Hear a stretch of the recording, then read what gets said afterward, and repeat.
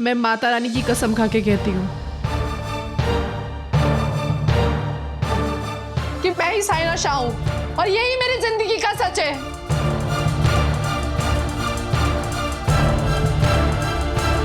मैं आप लोगों की मदद करना चाहती हूँ साहिल के खिलाफ।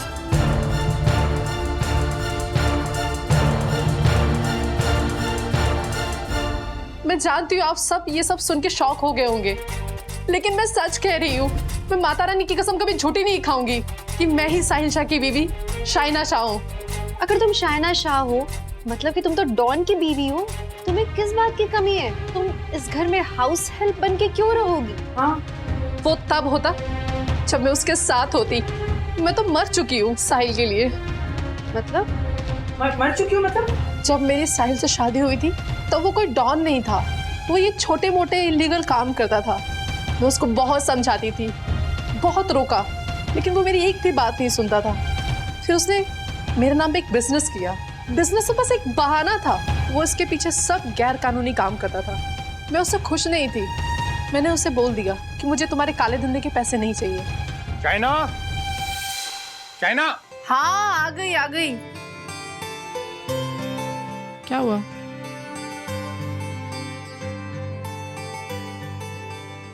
क्या हुआ? तू बैठ आराम से।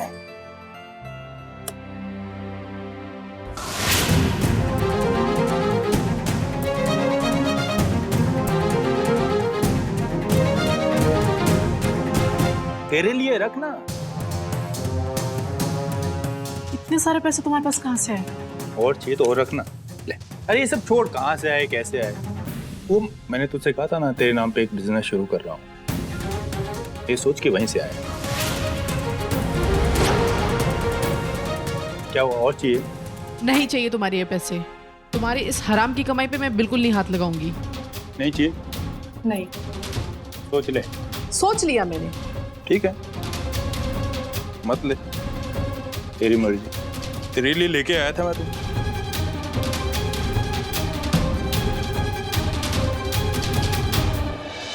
अगर तुम्हें ये सब कुछ पता था तो तुम पुलिस के पास क्यों नहीं गई?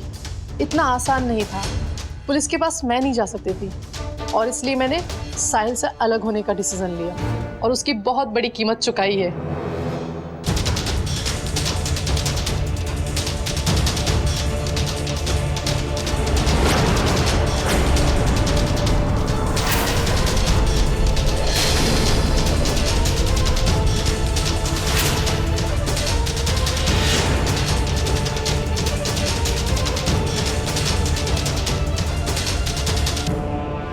ये कीमत चुकाई मैंने उसके खिलाफ जाने की।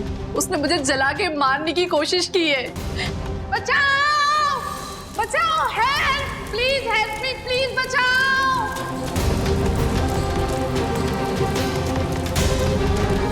साहिल को नहीं पता था कि मैं बच गई हूँ। उससे बचने के लिए मैंने अपना नाम चेंज कर लिया। बहुत बुरे दिन देखे मैंने, पर मैं लड़ती रही। फिर बहुत दिन बाद मुझे आप जैसा घर मिला जहाँ मुझे इज्जत, प्यार, सब कुछ। लेकिन उस दिन अब जब साहिल और शाइना के बारे में बात करते, मैं हैरान रह गई। और तुम यहाँ क्या कर रही हो? वो माफ कीजिए, वो मेरे से गलती से गिर गया था। मुझे इस बात की हैरानी नहीं है कि वो आप जैसे निर्दोष लोग को तंग कर रहा है। हैरानी तो इस बात की है कि वो इशिता जी को फंसाने के लिए अपनी मरी हुई बेटी का नाम यूज कर रहा है। इसलिए उस दिन मैंने मनीष की माँ का नंबर आपके लिए नोट पे छोड़ दिया कि आपको वहाँ से मदद मिले। तुम सुन रही थी उस दिन, मुझे शक हुआ था पर मुझे तुम दिखी नहीं थी। I don't know, तुम्हारी जान को खतरे में डाल के हम, और we can't do that, sorry। मैं जानती हूँ, पर आप फिक्र मत कीजिए। मैं उसको अब आपके परिवार को तकलीफ नहीं पहुँचाने दूंगी। बहुत हो गया, मैंने बहुत रो लिया है, पर अब रोने की उसकी बारी है। क्या आप लोग मेरा साथ देंगे?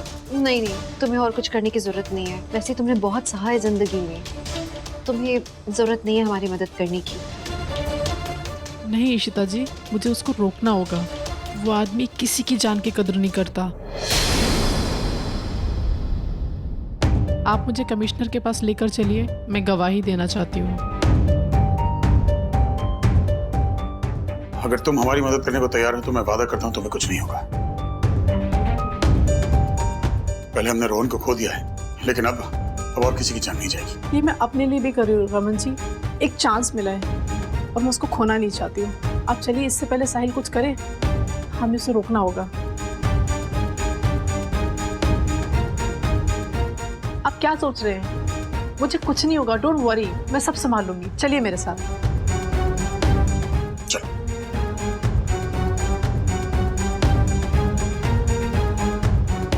मंदिर जाने से मन शांत रहता है ना?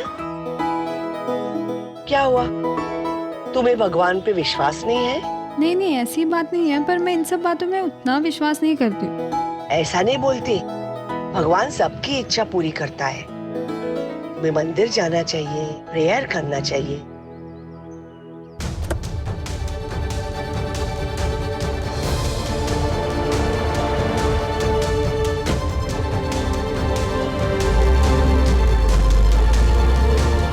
ये तो इशिता जी और रमन जी थे, और ये हेतल बेन भी थी उनके साथ।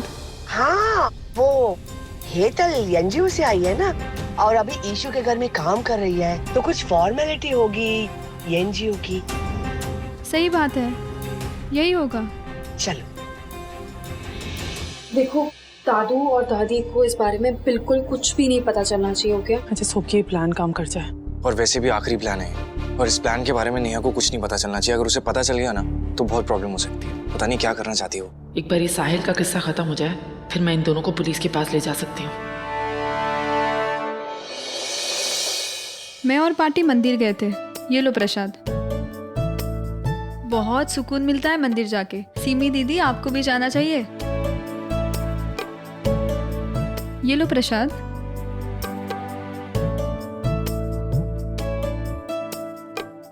थैंक्स नेहा।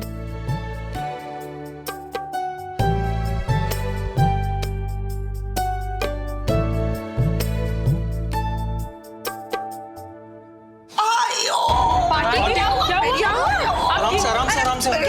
बहुत दर्द हो रहा है। दर्द हो रहा है?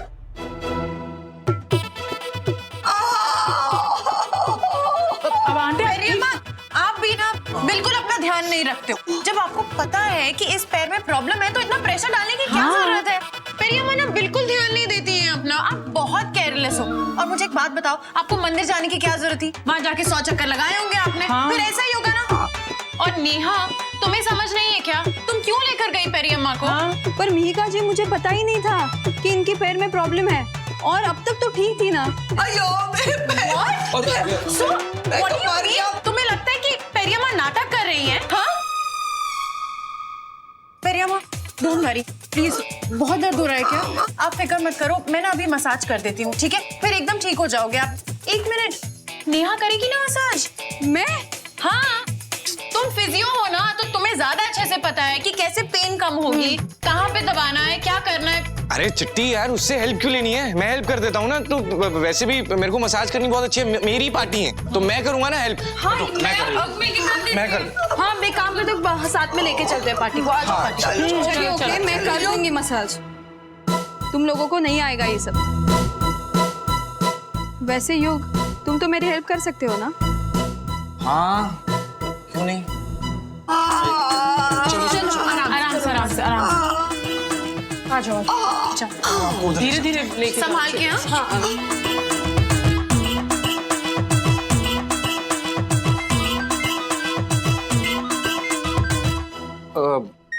रूही, इम्पोर्टेंट कॉल है, मैं अटेंड करके आता हूँ। तुम पार्टी को ले जाओ। हाँ? पार्टी आ जाओ। और तुम जरा ध्यान से करना। आ रहा हूँ मैं। आराम से।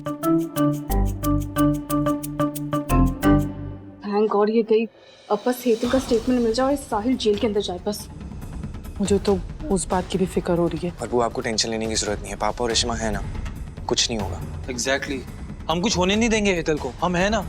मैं एक काम करता हूँ, मैं कमिश्नर्स ऑफिस जाता हूँ। शायद पापा को मेरी जरूरत हो। करण एक काम करती हूँ, मैं भी तुम्हारे साथ चलती हूँ। करण, मैं भी चलूँ तुम लोगों के साथ? युग, तुम यहीं रहो।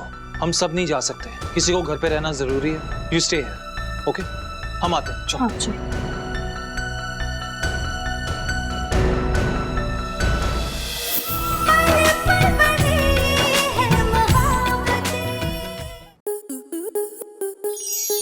स्टार प्लस के ऐसे ही और बेहतरीन लम्हे देखने के लिए सब्सक्राइब करें हमारे YouTube चैनल को।